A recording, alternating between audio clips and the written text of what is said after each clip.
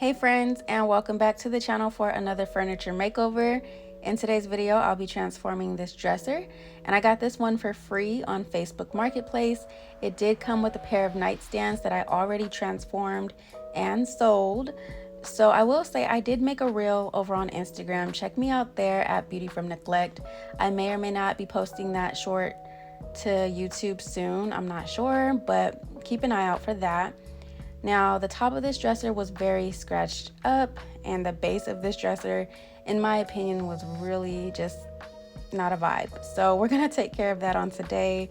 There are some hideous drawer liners in here, and we kind of have our work cut out for us. I will show you guys my baby bump in just a moment.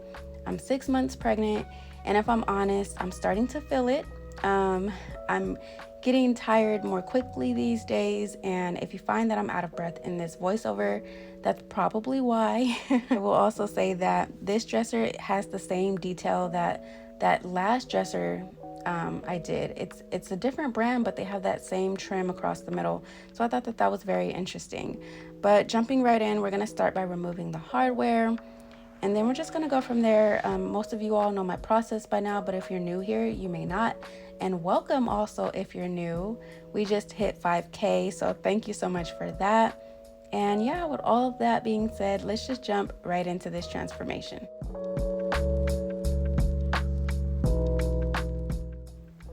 Okay, so quick disclaimer, I just feel like I have to say it, but I know I look silly. I look really big, one, and two, this outfit just looks so funny to me. So it's okay if you guys are laughing too.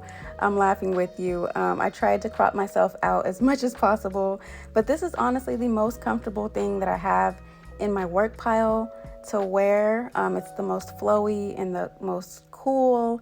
It's in the upper 90s on this day, and I was so hot. So just please try to ignore my outfit and even all the dust. It was a lot of dust even before I got started on this project. Just moving the dresser out to the front of the garage, I'm just covered in dust already. And when I say moving the dresser, don't get me wrong, I just pushed it and it wasn't heavy, okay? So, but anyway, as far as these hinges, I wanted to just let you guys know that whenever I'm removing hinges now, I like to just keep them on the actual door and tape them off, because reassembling hinges has been so tricky for me. So that's just a little quick tip if you needed to know.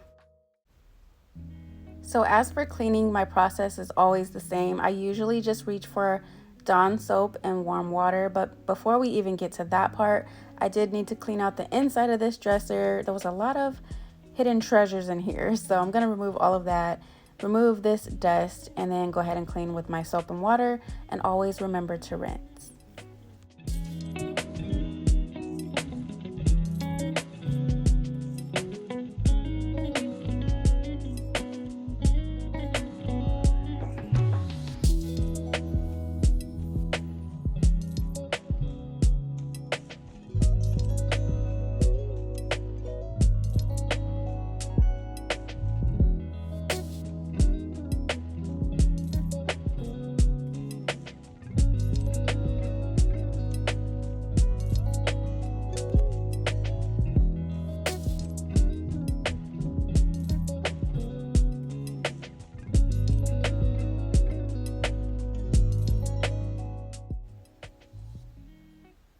So now to address the base, I want to cut off these horns. In my opinion, they just look like devil horns. And so I just drew a line across there, and then I'm going to make a diagonal line across the more squiggly part of the base. And I'm just going to trace that out using my jigsaw. I already attempted this on the nightstands, so I'm kind of in a flow and I know exactly the look I'm going for. So my jigsaw I purchased at Harbor Freight, and it does a good job. It works just fine. It was very inexpensive, and the jigsaw, in my opinion, is not intimidating at all. Just remember to wear your eye protection and your respirator mask.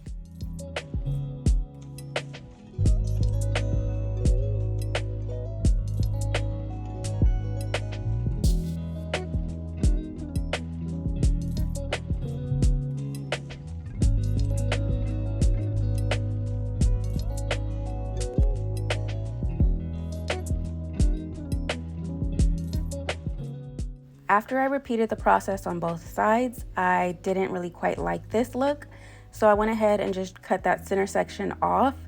And just keep in mind that you don't have to have all of your lines perfectly straight, because you're going to fix that using your electric sander, and I'm using a 120 grit sandpaper to make everything smooth, and you can kind of already tell the difference here in this clip.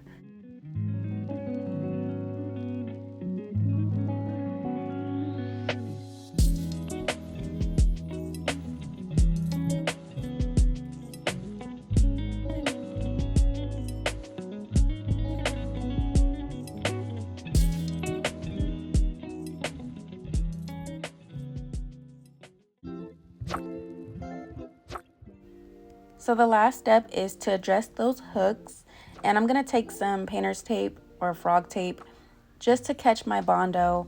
And if you guys don't know, I'm always reaching for this product, but Bondo is a 2-part wood filler and it dries extremely hard. And I'm just going to mix those two components together, fill in that gap, let it dry. It's not going to look perfect. I had to do 2 layers to get the finish that I was looking for. So I'll show you guys a close-up here in a second, but just go ahead and fill in that hook there, let it dry, sand it down, and repeat until you get your desired look.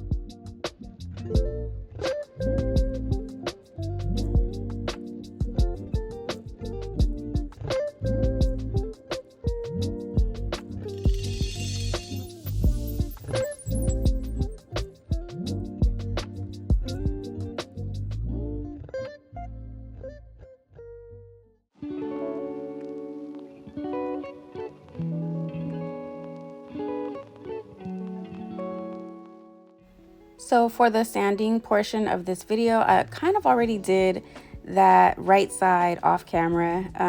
Don't mind me, I was just trying to see something. So we'll just pick up here. I'm starting with an 80 grit sandpaper, and then I'm gonna go up to a 120, and then I'm gonna finish with a 220. I decided to do a deep sanding for a couple of reasons. One, because the top of this dresser was really scratched up, and 2, it's my preference. I actually find that when I just do a scuff sand, I feel like my finish doesn't come out as flawlessly, or it takes a lot more work to make the finish more flawless, and I'm really meticulous in that way. So it's easier if I can just sand the top to bare wood and go from there. Now, I did hear another furniture flipper say they personally prefer to only do a scuff sanding in case anyone wants to flip that piece in the future. But in my case, I'm just gonna go ahead and do a deep sanding. So to each their own. Your method doesn't have to look the way mine does. That's something I had to learn the hard way. Everything isn't for everyone. You just have to find what works for you, figure out your own flow. So I'm gonna do that, and then I'm gonna scuff sand everything else with a 120 grit sandpaper.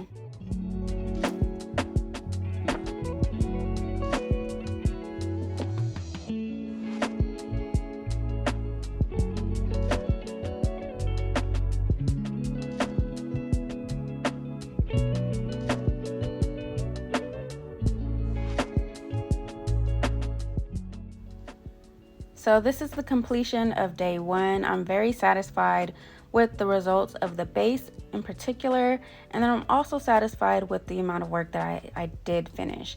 So I do have some things to do on tomorrow, but this center pile here is completely finished as far as scuff sanding is concerned. That right side I do need to sand by hand actually, and I also need to tape off that little emblem at the top. And then that left pile is, I wasn't sure whether I was going to paint those drawers or leave them natural. So those were the 3 piles. Now it's the next morning, and take a look at my baby bump. You can kind of see it a little better here.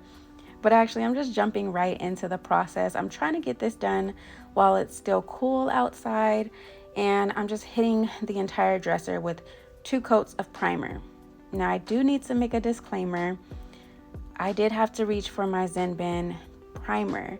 I do know, though, that Glenda Chavez did reach for this same product while she was pregnant, and I did also reach out to her on Instagram and ask her some questions concerning what her doctor had to say, and I was just kind of getting different opinions. I asked another doctor, and it's just kind of like there's no set answer, but I do feel comfortable, and I do feel like I took all the precautions that I needed to take. I really can't smell anything through my mask, and I made sure to use my mask from start to finish, from pouring the primer to applying the primer to cleaning my gun.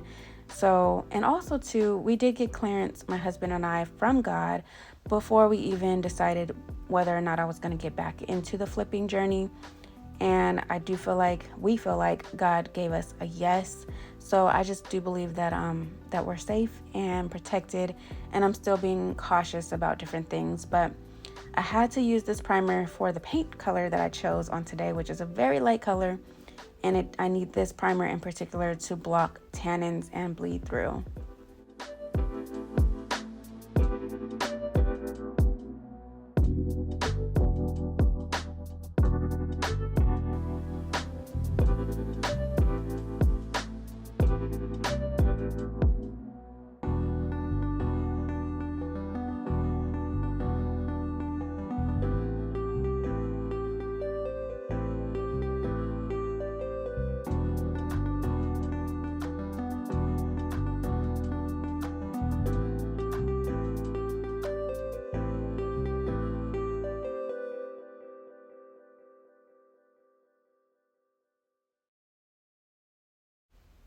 Okay, so let's talk about the color that I'm using on today.